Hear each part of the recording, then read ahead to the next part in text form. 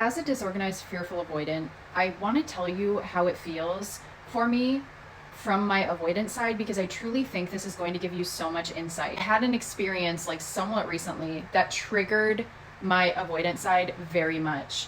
And I'm not going to get into all of it out of respect for the other person, but essentially here are the things I was feeling and why. I think that a lot of this is true for dismissive avoidance. First thing is that I don't know at this point in my life if I have the capability of becoming romantically attracted to someone who is available, who is anxious or secure. I have only ever been attracted to people who were emotionally unavailable, whether that's dismissive avoidance, narcissists, drug addicts. And there is obviously a deeper reason for this. But what it feels like on the surface is that I just cannot seem to feel that spark. And I start to almost like get the ick, and I cannot help it and I don't know why it's happening. If I am not able to idealize you, or if I am not thrown into an anxious state because you're so unavailable, I don't know how to be attracted to you. I think that this is true for dismissive avoidance. I think that they really only know how to be romantically attracted to someone that they are idealizing.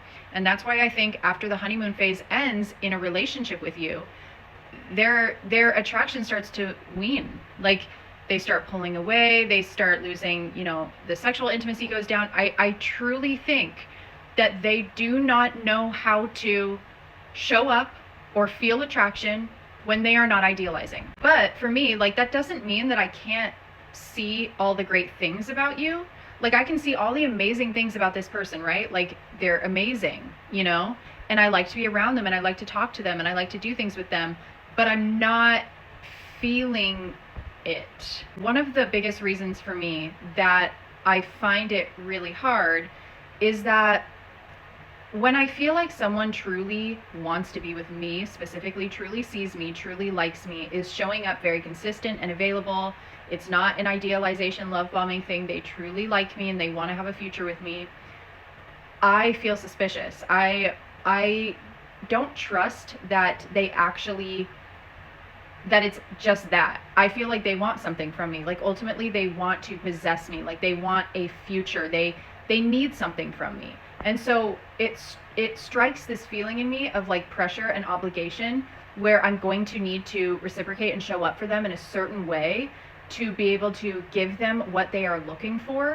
Even if they are not actively pressuring me or anything, I will pressure myself. I will put that on myself and I'll start feeling I don't know how to, I can't give that to you. I can't be the person for you. I can't be the person that you think you want. And what will happen is my avoidant behavior will start to kick in. And so for me as a fearful, it'll be more I will pull away and then come back, pull away and then come back, that type of thing.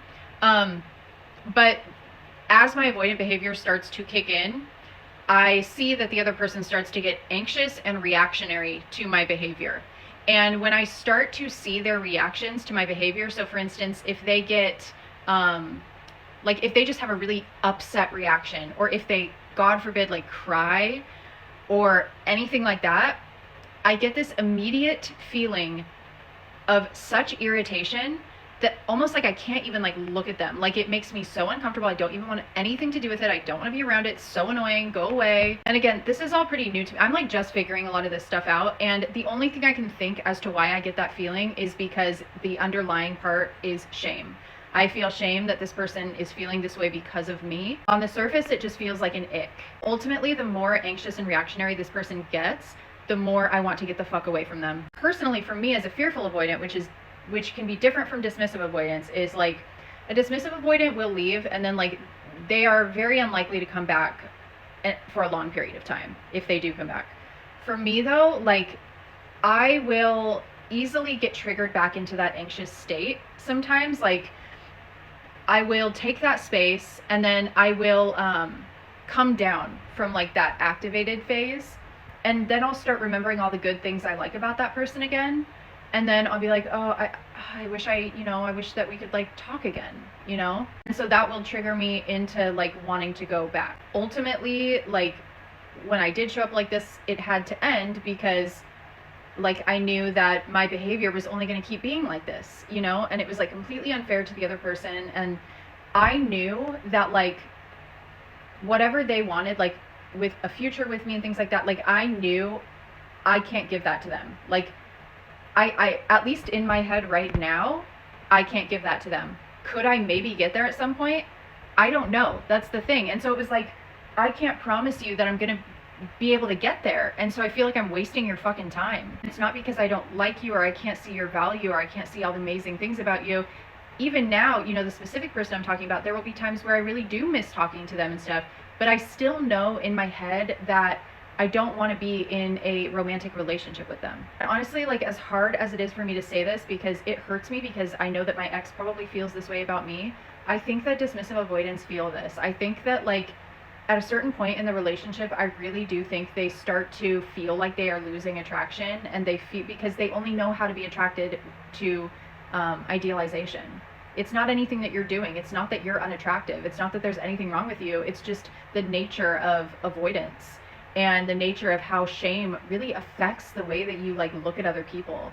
And once they leave, I do think they have these moments of like really missing you and really missing those moments with you and spending time together and the way that you made them feel. But I don't think it's enough to want to start things back up again, because in order to reach out and talk to you again, they know what you want. They know that you want them. They know that you want a relationship. And they don't know how to give you what you want. They don't know how to reciprocate at the level that you need. And so they just think it's better that I don't reach out, especially with a dismissive avoidant. A fearful like me, we might still reach out.